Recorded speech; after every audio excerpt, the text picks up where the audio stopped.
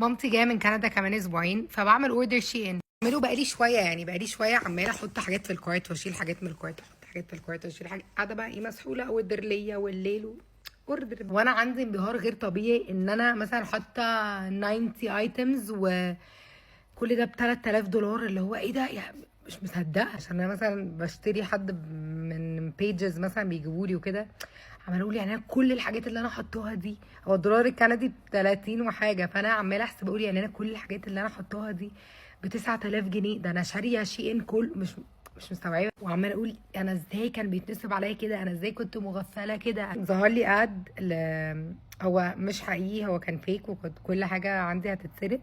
كان بتاع براند جزم وكده، اللي هو كان اوفرز تحفه ومش عارف ايه، فدخلت عماله اشتري، كانت كل الفلوس اللي في الكريدت كارد هتتسرق، بس البنك قفلها لي وكده. فمن ساعتها بقيت لو هطلب اي حاجه اونلاين بحط الفلوس بالظبط بدفع. انا مش فاهمه هو ليه عمال يقول لي ديكلاين ديكلاين، يعني هو ايه اللي ديكلاين ده، انتوا مجانين؟ حاولت مثلا 20 مره وبعدين خايفه يقفلوا لي الكارد، يعني اتنرفزت، والاوردر مديني وقت معين اللي هو يجي لي، فمش عايزه يعني عايزه انجز عشان ما يتاخرش عليها فكلمت البنك بقى متنرفزه، هو ديكلاين ومش بلا بلا بلا. فقال لي هو ماشي، هو عشان ما فيش رصيد. قلت له هو ايه اللي ما فيش رصيد، انا اصلا حاطه بالزياده. فقال لي حاطه بالزياده ايه حضرتك، هو التوتال مش عارفه 100 وحاجه. قلت له 100 وحاجه ايه، هو $3000.